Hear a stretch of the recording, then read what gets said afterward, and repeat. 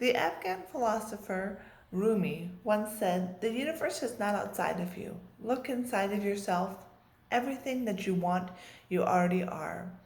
Hello, I'm Sarah, and I'd like to speak with you about my culture as an Afghan American. Imagine it was the 1960s. Revolution was taking place. A progressive democratic government influences by Greek, Persian, Buddhism culture, philosophy.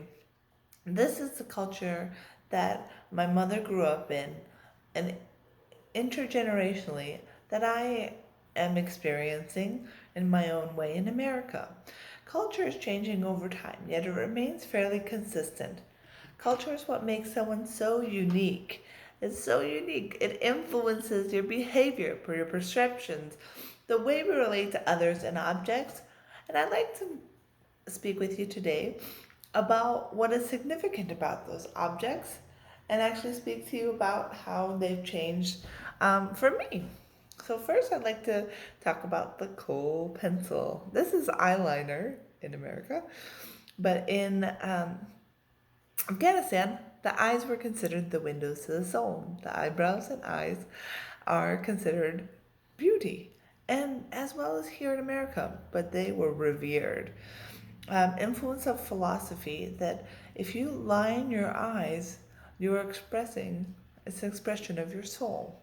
So I think that's very beautiful and how it's transformed today, where I just wear eyeliner, I pop it on and I go. I don't even think about it. But yet I understand where it comes from, and I do have the sense that it is art as well as deeper connection to its philosophy. So the philosophy applies to each object, and I also wanted to speak to you about the next item, the scarf. So my grandmother would wear this, and my mother would actually wear it a little bit less, but my grandmother was one of the first women in the Progressive Revolution to take off her scarf. It was very simple. It was usually sheer or it could be colorful. When my mom would wear it when she was young, it was like green and bright colors, such as purple, red. They would have beautiful colorings on them, and the length would be of any size. So usually they want to show the eyes, they want to show the face, so it would be loosely draped around just below the neck and over the shoulder. This was just to portray modesty. That you were a modest woman, or it would just hang loosely at your sides. My grandmother, during the time of progression, took it off. So my mom actually wore more American clothes, which I am more influenced by today. I would wear this because I want to, look fashionable and mix and do like a 60s type look. Um, so it's interesting how the objects change and transform over time. The next item I'd like to show you has influences in art. Um, so this is a prayer rug, but also it represents what Persian rugs look like. And it's a type of art. It shows you what Afghanistan's region and culture actually looked like. My mom grew up in a region that actually got snow, 10 feet actually, at times. So she would actually go in the winters and visit regions that actually had summertime, like here in Fresno. And they'd actually go up and drive up to places like that look like Yosemite, with rivers and valleys, with fruit trees, pomegranates, oranges, limes, and vegetables, and these and nuts.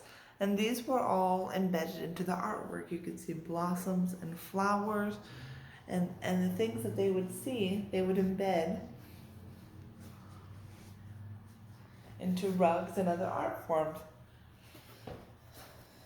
In America, I don't really see the rugs as more than, you know, a rug that I can, every day that I can, you know, use as a rug or decorate my place or fashion, but yet it still lies there. The underlying, ways that I connect to it are still there. It shows me that I have connection to art, um, and I can see it in everyday objects. When I actually think about it, when my mom talks to me about it, I actually see that I behave differently. Um, like even the platters, they're, this is a Chinese platter, but because Afghanistan's so close to that area, there's influences of the type of artwork um, that are similar. So these are patterns that we use as well. They signify nature and beauty, and even symbols of Buddhism are incorporated in the Afghan artwork, which is very interesting to me. How the cultures mix together. Usually on this platter would be wonderful dishes of rice that's browned with carrots and raisins, baked with lamb. Very, very delicious.